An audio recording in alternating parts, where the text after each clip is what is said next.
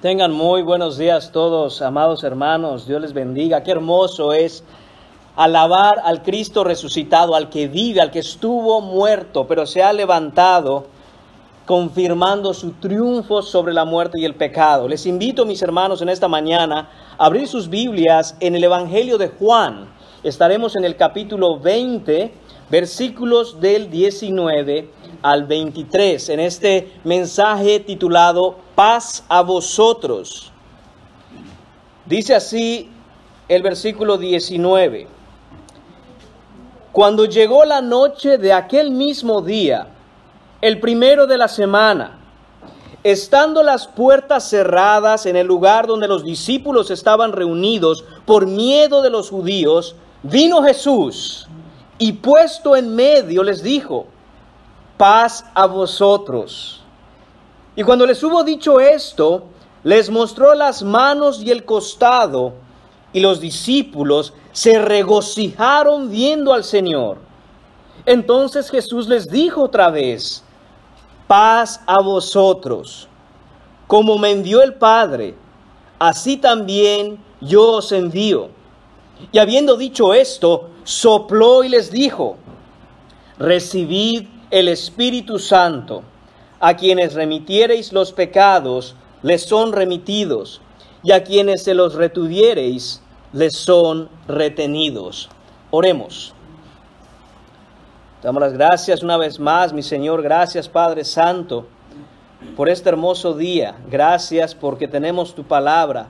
Gracias, Señor, porque hemos sido salvos por la fe, Señor, por tu Hijo Jesucristo, quien murió en la cruz, pero que no se quedó en la tumba, sino que resucitó y reina para siempre, Señor. Permítenos en esta mañana continuar alabando tu nombre, Padre, ahora con la predicación de tu palabra. Que nuestros corazones encuentren paz en tu palabra, en las palabras de nuestro Señor, que vive y reina por los siglos. Te lo pedimos en su nombre. Amén. Amén. Pueden tomar asiento, amados hermanos. Es imposible, queridos hermanos, exagerar la importancia de la resurrección de Cristo. El tema de la resurrección de Cristo, hermanos, no es algo secundario en la fe cristiana. No es un día más simplemente para recordar, sino que es algo fundamental y esencial. Toda la cristiandad descansa sobre la realidad histórica de la resurrección de un hombre que no era cualquier hombre, sino el hombre Dios, que se levantó de la tumba al tercer día, Jesús de Nazaret. Es imposible, hermano mío, ser cristiano y negar la resurrección física y corporal de Cristo. Pero ¿por qué Jesús resucitó? ¿Por qué tenía que levantarse de los muertos? Bueno, primero, mis hermanos, porque su resurrección es la prueba de nuestra justificación. La crucifixión sin resurrección habría sido simplemente un intento fallido de salvación. Vemos en Romanos capítulo 4, versículo 25, que dice así: el cual, este es Jesús, fue entregado por nuestras transgresiones y resucitado para nuestra justificación. La resurrección, hermanos míos, es la confirmación de que Jesús cumplió con éxito la misión a la que vino. Vino a salvarnos y fue confirmado ese éxito en su resurrección. Además, segundo, su resurrección es el poder de nuestra santificación. Recordemos que nuestra santificación, hermanos míos, es como nosotros crecemos poco a poco desde que empezamos nuestra vida cristiana. Cuando nacemos de nuevo por la fe, el Señor empieza a conformar nuestro carácter y quienes nosotros somos al carácter santo de Cristo. Esta santificación, hermanos míos, sería imposible sin el poder de la resurrección. Vivimos la vida cristiana en el mismo poder que resucitó a Jesús de entre los muertos. Vivir cristianamente, vivir piadosamente, no es difícil, mis hermanos. Es imposible en nuestras propias fuerzas. Vivir contra la carne, vivir contra el diablo y contra el mundo, solo es posible por el poder de la resurrección. Romanos capítulo 6, versículo 4, nos dice lo siguiente: porque somos sepultados juntamente con Él para muerte por el bautismo, a fin de que como Cristo resucitó de los muertos por la gloria del Padre, así también nosotros andemos en vida nueva. Hermanos míos, si tú has sido salvo por la fe, ya has visto tu vida cambiar. Si tú has sido salvo por la fe y no eres el mismo que eras antes, todo cambio en ti a la semejanza de Cristo ha sido por el poder de la resurrección. Jesús dijo en Juan capítulo 15, versículo 5, fuera de mí nada podéis hacer. Y Pablo en Filipenses capítulo 4, versículo 13 dice, todo lo puedo en Cristo que me fortalece. ¿En qué poder podemos las cosas, mis hermanos, para la gloria de Dios? En el poder de su resurrección. Tercero, su resurrección es la garantía de nuestra glorificación. La glorificación, mis hermanos, tendrá lugar el día que lleguemos a la presencia del Señor en el cielo nuevo y la tierra nueva. Jesús resucitado es la prueba y la certeza de que, en efecto, llegaremos al cielo. Juan capítulo 11, versículo 25 dice, yo soy la resurrección. Este es Jesús hablando. Yo soy la resurrección y la vida. El que cree en mí, aunque esté muerto, vivirá. La resurrección de Jesús, mis hermanos, nos da la certeza absoluta de que nuestros cuerpos, los cuerpos de aquellos que somos creyentes, ciertamente morirán, pero serán resucitados para la gloria. Tendremos cuerpos glorificados para siempre. Sin la resurrección de Jesús, moriríamos y el sepulcro clamaría su triunfo sobre nosotros. Pero porque Cristo resucitó, mis hermanos, un día tendremos ojos glorificados para ver, para contemplar la hermosura del rostro de Cristo. Tendremos una lengua glorificada para alabarle y para hablar directamente con Él. Tendremos oídos glorificados para escuchar su voz audiblemente. Tendremos rodillas glorificadas para doblarlas y postrarnos delante de Él. Tendremos, hermanos míos, brazos glorificados para correr a Él y abrazarlo con todas nuestras fuerzas. Solo la resurrección asegura todas estas cosas, como nos dice Filipenses capítulo 3, versículos 20 y 21. Dice así, hermanos míos, mas nuestra ciudadanía no es la terrenal. Nuestra ciudadanía está en los cielos, de donde también esperamos al Salvador, al Señor Jesucristo, el cual transformará el cuerpo de la humillación nuestra, para que sea semejante al cuerpo de la gloria suya, por el poder con el cual puede también sujetar a sí mismo todas las cosas. Además, cuarto, hermanos míos, su resurrección es la declaración pública y el anuncio universal de su dominio absoluto.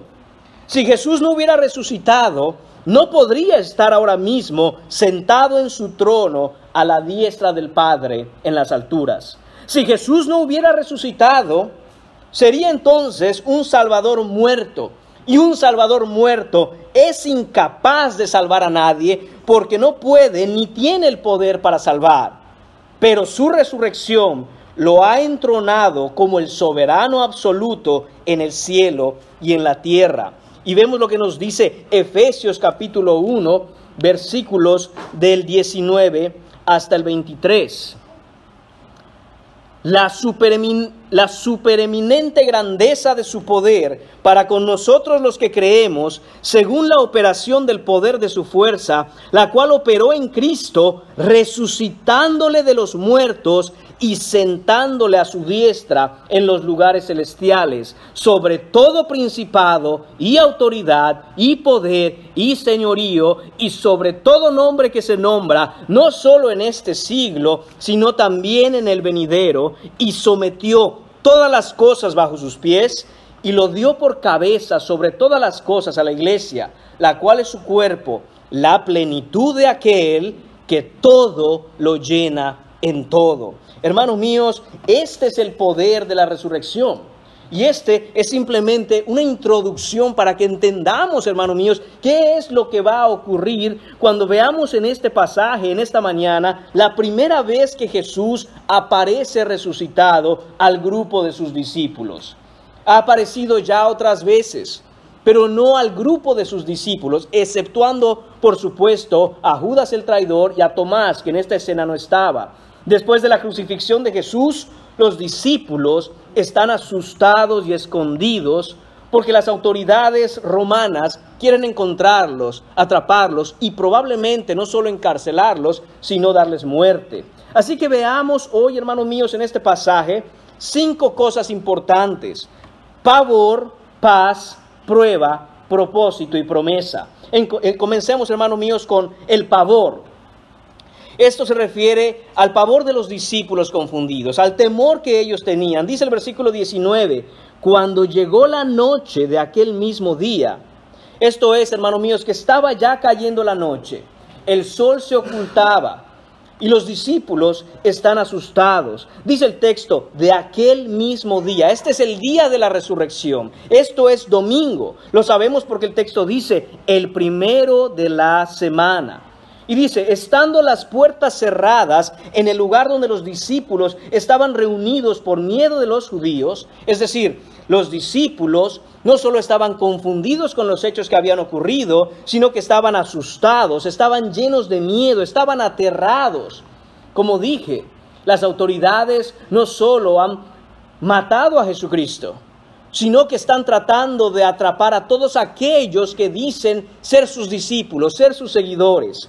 Ellos saben que sin Jesús, los discípulos son presa fácil. Y los discípulos saben que están vulnerables, que los líderes religiosos y las autoridades romanas no tienen ningún tipo de pena con arrestarlos y probablemente quitarles la vida. Los discípulos probablemente, mis hermanos, están recordando las palabras de Jesús, lo que Él les dijo apenas unos días antes. En Juan capítulo 15, versículos 19 y 20 leemos. Si fueras del mundo, esto es lo que Jesús le dijo a sus discípulos, como dije, días antes. Si fueras del mundo, el mundo amaría lo suyo. Pero porque no sois del mundo, antes yo os elegí del mundo. Por eso el mundo os aborrece. Acordaos de la palabra que os he dicho. El siervo no es mayor que su señor.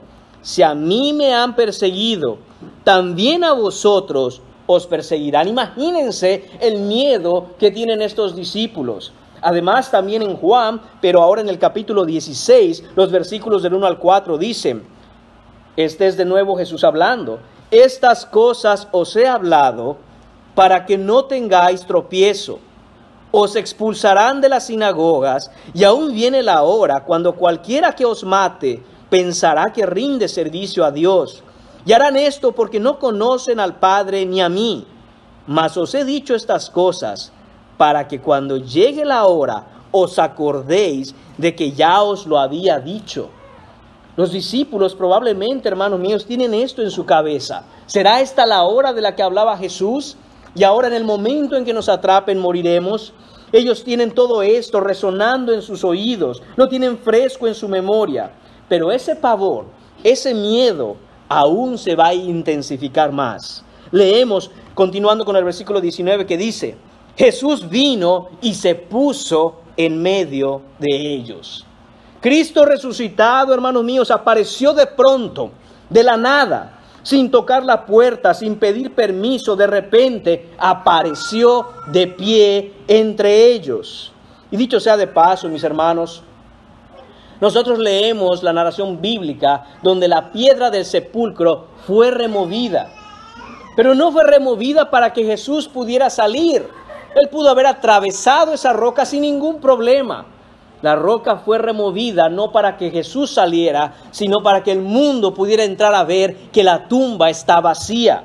Y lo que está haciendo Jesús aquí, hermanos míos, es que está usando todas las capacidades de su cuerpo resucitado, en la cual no tiene ningún tipo de límites propias de la naturaleza humana caída. Antes de la aparición, de esta aparición, hermanos míos, en Lucas 24, nos narra y nos dice que ya se le había aparecido a 2 hombres camino a Emaús, y del mismo modo, de pronto Jesús aparecía ahí. Esto nos da, hermanos, una pista de cómo serán nuestros propios cuerpos glorificados, con capacidades ilimitadas para desplazarnos en el cielo nuevo y la tierra nueva. El mismo Lucas, pero ahora en el capítulo 24, versículo 37, nos dice que estaban espantados y aterrorizados. Pensaban que veían un espíritu, es decir, no podían creer que era Jesús resucitado. Y continúa Lucas hablando y dice, Jesús les dijo, ¿por qué estáis turbados y vienen a vuestro corazón estos pensamientos? Es decir, estos pensamientos de que estaban viendo un fantasma, de que este no era Jesús. Estaban llenos de miedo pensando que veían un espíritu. Y esto, hermanos míos, es una pregunta que Jesús nos hace hoy mismo.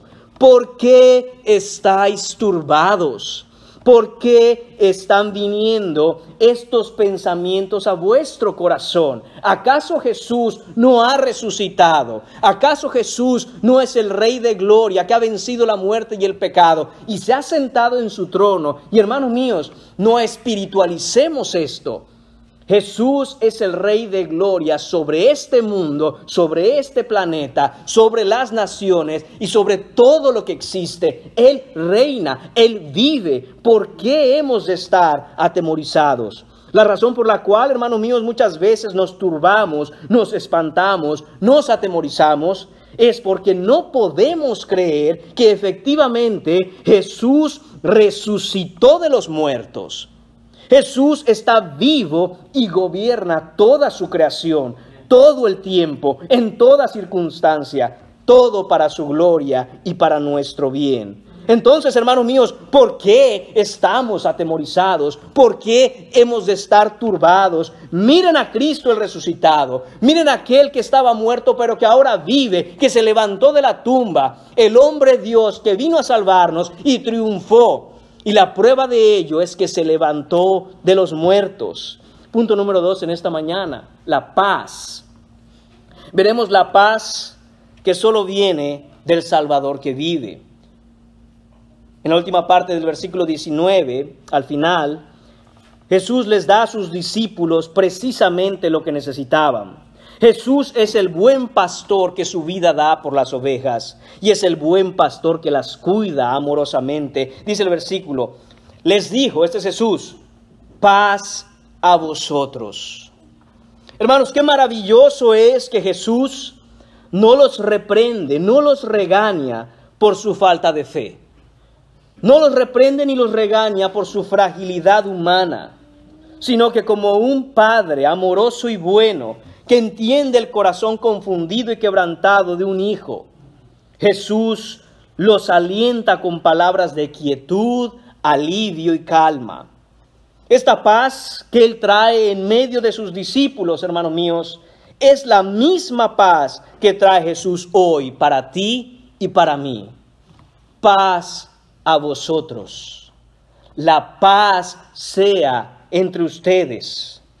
No es una paz que viene de la ausencia de problemas y tribulaciones, sino que es una paz que viene de la presencia de Cristo en nosotros, con nosotros, en medio nuestro, en nuestro interior.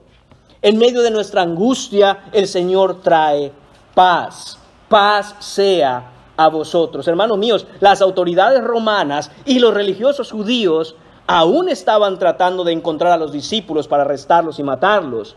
La diferencia ahora es que Jesús está con ellos. Y del mismo modo, hermanos míos, sin importar qué es lo que suceda, sin importar cuáles sean las condiciones o las circunstancias, hoy Jesús nos dice, paz sea a vosotros, porque he resucitado y estoy con ustedes. Si Dios es por nosotros, ¿quién contra nosotros? Dice la Escritura. Todo problema, toda aflicción y tristeza, hermanos míos, es temporal, mientras que la paz para con Dios que recibimos por la fe en Jesús es eterna. Y escúcheme bien, es inconmovible. Nadie puede arrebatar de usted la paz cuando el Señor la trae a su corazón. La realidad última es que en este mundo, hermanos míos, no podemos ni debemos concentrarnos en buscar simplemente una tranquilidad pasajera, sino que vivamos puestos con los ojos en Cristo Jesús, el autor y consumador de la fe. Pongamos la mira en las cosas de arriba, no en las de la tierra. Abramos los ojos a la realidad de la eternidad y vivamos preparados y preparándonos, no para morir, sino para la vida eterna. En Juan capítulo 14, versículo 27, Jesús les había enseñado lo siguiente: la paz os dejo, mi paz os doy. Yo no os la doy como el mundo la da. Así que no se turbe vuestro corazón, ni tengan miedo. Hermanos míos, por el Espíritu tenemos el fruto del Espíritu. Y esto es lo que los discípulos tenían que aprender, y eso es lo que tenemos que aprender tú y yo también. Jesús no nos prometió una vida fácil, no nos prometió una vida sin problemas, no nos prometió una vida color de rosa libre de dificultades. De hecho, en Juan capítulo 16, versículo 33, Jesús les dijo: estas cosas os he hablado para que en mí tengáis paz. En el mundo tendréis aflicción, pero confiad, yo he vencido el mundo. Hermano mío, solo en Jesús encontramos paz. Solo en Jesús puede haber paz. En Filipenses capítulo 4, versículos 6 y 7, leemos lo siguiente: por nada estéis afanosos, si no sean conocidas vuestras peticiones delante de Dios en toda oración y ruego con acción de gracias. Y la paz de Dios, que sobrepasa todo entendimiento, guardará vuestros corazones y vuestros pensamientos en Cristo Jesús. ¿Qué es lo que te tiene fuera de la paz de Cristo? ¿Qué es lo que ha turbado tu corazón? ¿Qué es aquello en donde tu mente está siendo atacada en una guerra terrible, en donde no hay paz? El Señor nos dice que en Él encontraremos la paz. Solo en Él podemos encontrar esta paz, hermanos míos, y es una paz que necesitas tú hoy y que necesito yo también. Solo en Jesús la encontramos. El punto número 3 en esta mañana es la prueba. Vamos a ver la prueba que da Jesús a sus discípulos. Dice el versículo 20: y cuando les hubo dicho esto, les mostró las manos y el costado. Las manos, hermanos míos, son las mismas manos que los clavos atravesaron. Y el costado es el mismo costado perforado por una lanza. Jesús les enseña visiblemente las marcas de la crucifixión para probarles que Él no es un espíritu, Él no es un fantasma, Él no es un holograma. Él es, de hecho, el mismo Jesús que murió, el mismo Jesús que fue enterrado, el mismo Jesús ahora está resucitado y vivo. Tienen frente a ellos a Jesús corporalmente. Fue crucificado, murió, fue sepultado y resucitó de entre los muertos. Estos son hechos históricos registrados. Esto es, hermanos míos, lo que está bien documentado aún por los enemigos de Jesús. No hay manera de negar este hecho histórico, este evento histórico. Jesús se levantó de la tumba. La resurrección no es un mito. La resurrección no es una metáfora. La resurrección no es una leyenda. La resurrección no es un cuento. Es un evento literal, histórico concreto, que dividió toda la historia humana en dos. Estaba muerto y resucitó, justamente como Él había dicho. En el pasaje paralelo, en Lucas, en el capítulo 24, leemos desde el versículo 39. Esto es lo que les dijo Jesús a sus discípulos: mirad mis manos y mis pies, que yo mismo soy.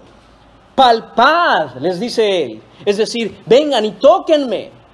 No crean que soy un fantasma. Vengan y toquen mi cuerpo. Palpad y ved, porque un espíritu no tiene carne ni huesos, como ves que yo tengo. Y diciendo esto, les mostró las manos y los pies. Pero Jesús va más allá, hermanos míos, y en el versículo 41, y como todavía ellos de gozo no lo creían, es decir, ellos no sabían, hermanos míos, si continuar asustados o en este gozo que ahora tenían de ver que era su maestro que está vivo, todavía sus mentes no habían podido procesar todo lo que estaba sucediendo. Les dice él, ¿tenéis aquí algo de comer? ¡Qué hermoso Jesucristo! Para los discípulos es algo increíble. Y para Jesús es otro día más de vuelta con sus discípulos. La última vez que estaban sentados comiendo juntos fue en la última cena. Después lo apresarían y lo crucificarían. Ahora, hermanos míos, Él está de vuelta con sus discípulos. Y les dice, no tienen algo de comer, porque hace días que no comemos juntos. Y ellos, hermanos míos, entonces le dieron parte de un pedazo de un pez asado, y un panal de miel, y él lo tomó y lo comió delante de ellos. Hermanos míos, Jesús tomó este pez, tomó también el panal de miel, se los metió a la boca, los masticó, los comió, los tragó. Es Jesucristo en carne de nuevo, en un cuerpo diferente, en un cuerpo mejorado, en un cuerpo glorificado, pero es el mismo Jesús que había muerto. Un día, hermanos míos, cada creyente, si tú eres cristiano, hermano, si tú eres cristiana, hermana, vas a poder contemplar este mismo cuerpo resucitado que estuvo entre los discípulos, el Cristo vivo en el cielo, y miraremos las marcas de sus benditas manos, y nos gozaremos, y nos maravillaremos, y nos postraremos, y diremos, aleluya, aleluya al Rey de Gloria, porque dio su vida para salvarnos y está vivo. Y lo tendremos de frente y lo abrazaremos y le conoceremos como Él nos ha conocido. Ya no habrá absolutamente nada, hermanos míos, que impida una distancia ni física ni espiritual entre nuestro Salvador y nosotros. Y en nuestro corazón debemos añorar ese día, el día que tengamos a nuestro Salvador parado frente a nosotros, el día en que caigamos postrados delante de Él, mirando sus pies que fueron perforados, pero que no fueron corrompidos en el Seol, sino que fue levantado de entre los muertos para nuestra justificación. Y continúa el versículo 20, dice lo siguiente, en el versículo 20, regresando a nuestro pasaje en Juan, dice así: y cuando les hubo dicho esto, les mostró las manos y el costado, y los discípulos se regocijaron viendo al Señor. Enfoquémonos ahora, hermanos míos, en la parte que dice, se regocijaron viendo al Señor. No solo que ellos tuvieron la paz y encontraron la paz, y Jesús les da su paz en ese momento, esa paz que solo en Cristo podemos tener, sino que también, hermanos míos, hay un gozo. Y así como la prueba de que Jesús estaba allí y estaba vivo de nuevo, fueron sus manos perforadas, sus pies, su costado, su cuerpo. También, hermanos míos, hay una prueba de que Él estaba ahí. Y es que entre sus discípulos ahora hay gozo. No hay gozo en este mundo sin Cristo. Solo en Cristo es que hay gozo. Podemos encontrar quizá destellos y chispazos momentáneos de felicidad en este mundo. Pero debemos tener bien claro que esa felicidad momentánea depende de las circunstancias. Y en el momento en que las circunstancias cambian a una manera, a una forma en la que ya no nos hace feliz, también nuestra felicidad se va. Sin embargo, vemos lo que dice Pablo en Filipenses capítulo 4, versículo 4. Regocijaos en el Señor siempre. Otra vez digo, regocijaos. Qué impresionante, hermanos míos, que Pablo está escribiendo la carta a los filipenses desde la cárcel. En el momento en que él escribe esta carta, ha pasado ya 2 años en la cárcel. Y él está animando a sus hermanos que están de hecho fuera de la cárcel. Y les dice, ¿cuál es el problema? ¿Cuál es la tristeza? ¿Cuál es la aflicción? Y entonces escribe esto: regocijaos en el Señor. Regocijaos en el Señor siempre. Otra vez digo, regocijaos. Hermanos míos, no importa de nuevo en qué circunstancias nos encontremos, cuando estamos en el Señor, cuando la presencia de Cristo resucitado está con nosotros, encontraremos no solo la paz, sino también el gozo. En medio de cualquier dificultad tendremos gozo. Pasemos ahora al propósito, punto número 4. ¿Cuál es el propósito de todo esto? Versículo 21. Entonces Jesús les dijo otra vez, paz a vosotros. De nuevo, Él confirma esto. Él confirma que debe haber paz entre los cristianos, sabiendo que Jesús ha resucitado de entre los muertos. Y dice entonces, después de repetir paz a vosotros, como me envió el Padre, así también yo os envío. Esto, hermanos míos, no solo involucra a aquellos discípulos en ese día, sino que nos involucra también a ti y a mí. Tener paz y gozo no es simplemente para quedarse sentados ahí nada más mirando a Jesucristo. No, hermanos míos, sino es que esto es para ser enviados. Y esto que vemos aquí es la gran comisión que hemos leído muchas veces en Mateo, pero ahora está escrita desde la perspectiva en la narración de Juan. Esta es la gran comisión. Así como Jesús fue enviado a anunciar las buenas nuevas a los abatidos, ahora, mis hermanos míos, Él compró la salvación de todos los que creen al precio de su sangre y nos manda que vayamos también. Hemos sido enviados para anunciar las buenas nuevas, anunciar que Él está vivo. Hermanos, nosotros como cristianos no hacemos una campaña para un candidato, para ver si convencemos a la gente de que voten por Jesús. Y tal vez si podemos tener los suficientes votos, Él un día será rey. No, hermanos míos, Jesús está en el trono. Y nosotros ahora anunciamos precisamente eso, que Él está vivo, está en el trono y Él reina. Arrepentíos y creed en el Evangelio. Este Rey de gloria es misericordioso y bueno. Y aún a todos aquellos que han estado viviendo en contra del Rey de Gloria, aún a todos aquellos que han estado viviendo en rebeldía ante Dios, por sus iniquidades merecen morir. Sin embargo, el anuncio de las buenas nuevas es este: que Dios dio en su Hijo Jesucristo, al que ha puesto por Rey sobre todo el universo, perdón de pecados y escapatoria de la ira eterna a todo aquel que venga con un corazón contrito y humillado. Y esta es la buena noticia que nosotros anunciamos, que el Rey de Gloria está en su trono y listo y dispuesto para perdonar a todo aquel que se arrepiente, que se da la vuelta del destino al que iba y ahora viene hacia el trono corriendo, postrado, clamando por misericordia. ¿Eres tú uno de esos que ha vivido corriendo lejos de Dios? ¿Eres tú alguno de esos que ha corrido en iniquidades hacia el destino de la condenación eterna, en el lado opuesto al trono de Dios? Pues te pido en esta mañana, de parte de Dios y delante de Dios, que vengas en arrepentimiento y fe al Cristo resucitado y que vengas a postrarte por misericordia.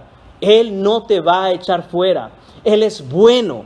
Él es un Salvador amoroso. Y este es el tiempo en el que Dios ha preparado la gracia eterna. Esa gracia en la cual, donde abundó el pecado, sobreabundó la gracia.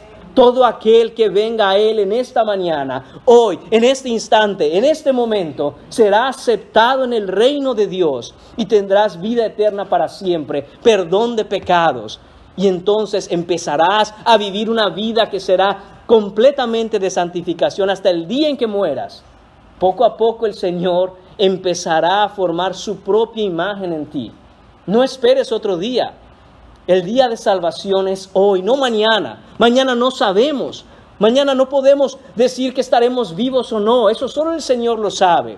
No esperes a que sea demasiado tarde y ven a este Rey de Gloria que está dispuesto y listo para perdonarte. Por último, punto número 5. tenemos la promesa. Hay una promesa de parte de Dios aquí y la encontramos en los versículos 22 y 23. Dice el versículo 22, y habiendo dicho esto, sopló y les dijo, recibid el Espíritu Santo. Veamos la conexión de esto, hermanos míos. Dice Jesús, habiendo dicho esto. ¿Habiendo dicho qué? Habiendo dicho, así como el Padre me envió, así también los envío a vosotros. Hay que tener bien en cuenta esa conexión que está haciendo Jesús entre impartir el Espíritu Santo a sus discípulos y el hecho de ser enviados a predicar el Evangelio.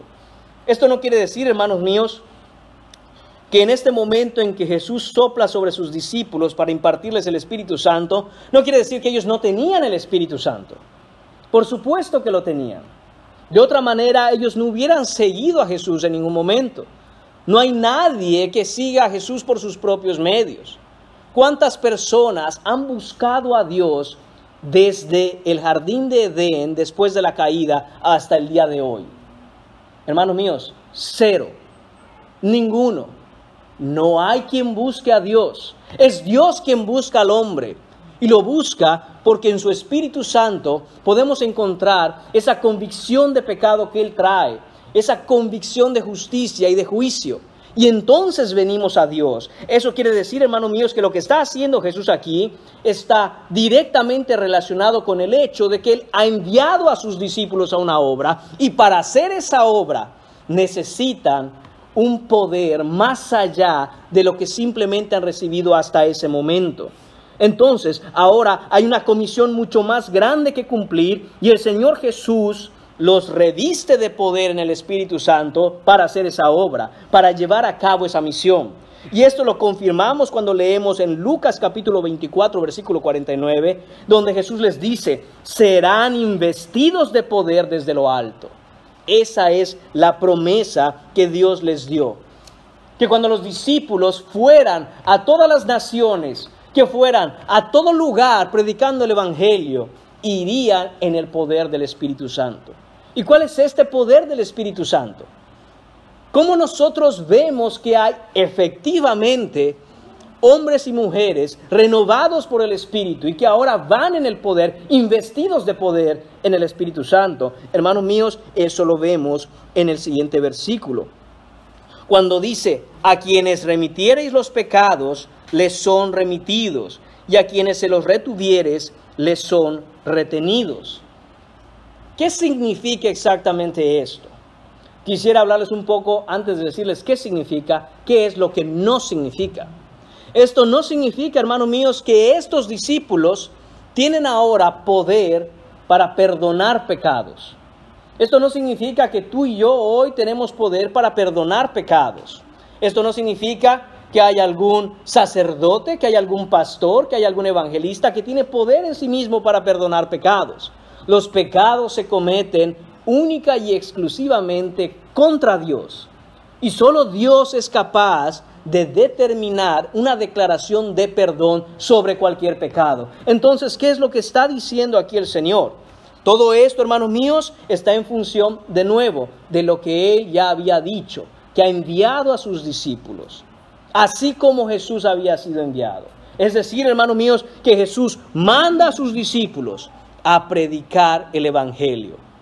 Y cuando una persona recibe las buenas nuevas de salvación y se reconoce pecador, y cuando una persona viene con un corazón contrito y humillado, entonces los discípulos podrían saber que ahí había una persona en quien Dios había perdonado sus pecados. Una persona en la que Dios había puesto justificación de toda su vida de maldad, de todas las mentiras que ha dicho, de todos los hechos malvados que ha realizado, de todas las cosas que en su vida ha hecho apartado de la ley de Dios. Ahora, por la predicación del Evangelio, por la predicación de las buenas nuevas de Jesús, todo aquel que reciba con gozo esta noticia y venga a los pies de Jesús, ha sido perdonado de sus pecados. Además, hermanos míos, veamos aquí, regresando un poco al versículo 22, que dice Jesús, recibid el Espíritu Santo.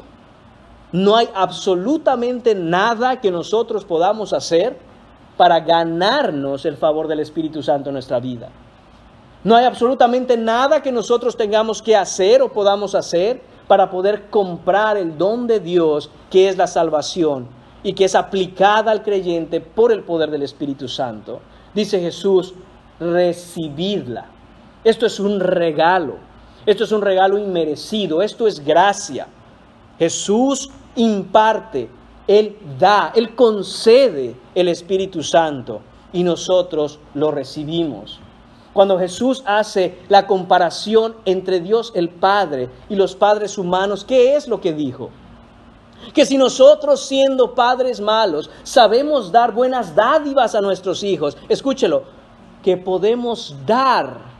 Nuestros hijos no hacen nada para recibir el alimento diario. Nosotros les damos a nuestros hijos en el amor que les tenemos. Y dice Jesús, cuánto más el Padre Celestial no dará el Espíritu Santo a quienes se lo pidan. Hermanos míos, lo que tenemos que hacer es pedir. Lo que tenemos que hacer es venir delante de Dios y pedir esa salvación que Él ofrece. Señor mío, reconozco que soy pecador. Reconozco, Señor, que he vivido en contra de lo que tú mandas. Y que por tanto, porque eres santo, yo merezco la condenación del infierno. Señor, pero te pido, Señor, como el Padre bueno que eres, que perdones mis iniquidades. Sálvame, Señor, de mis iniquidades. Sálvame, Señor, de esta vida desastrosa en la que vivo. Sálvame, Señor. Porque si tú no me salvas, es imposible que yo pueda salir de la condenación que merezco. Y entonces el Padre nos da el Espíritu Santo para perdón de nuestros pecados. Y así es como, hermanos míos, nosotros debemos venir a recibir ese don de Dios de manera humilde, de manera contrita y humillada.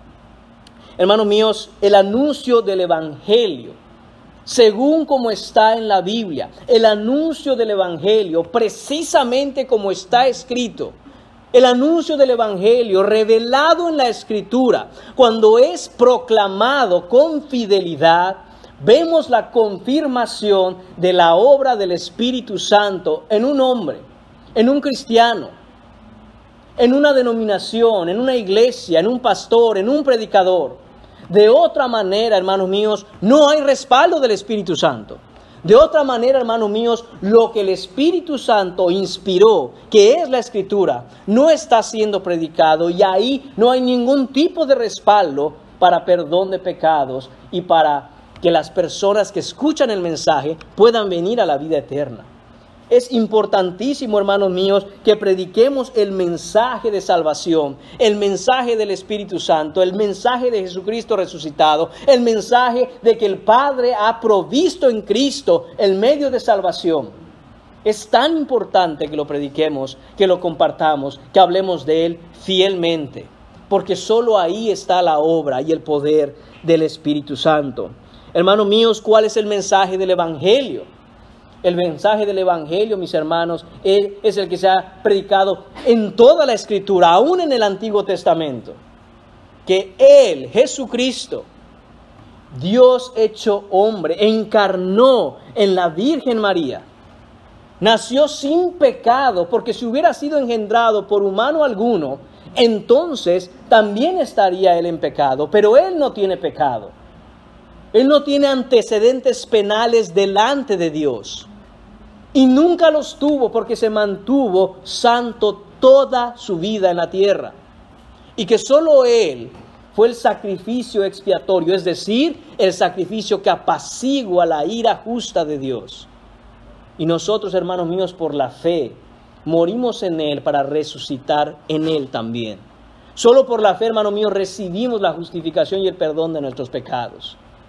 Solo por la fe en Jesucristo, hermanos míos, nosotros podemos estar en paz con Dios. No hay otra manera de estar en paz con Dios. Tú puedes tener una idea de tener cierta paz, pero un día vas a morir y ese día serás llamado a cuentas. ¿Dónde está Jesús ahora que ha resucitado? Está sentado en su trono y delante de su trono todos daremos cuentas. ¿Cómo nos pararemos delante de aquel que es el Todopoderoso y juzgará con justo juicio a cada uno de los que nos presentemos ahí? Hermanos míos, solo si entramos a ese juicio en Jesucristo, Él no nos ve a nosotros y nuestros pecados y nuestras iniquidades, sino que ve a su perfecto Hijo y dice: este es mi Hijo amado, en quien tengo complacencia.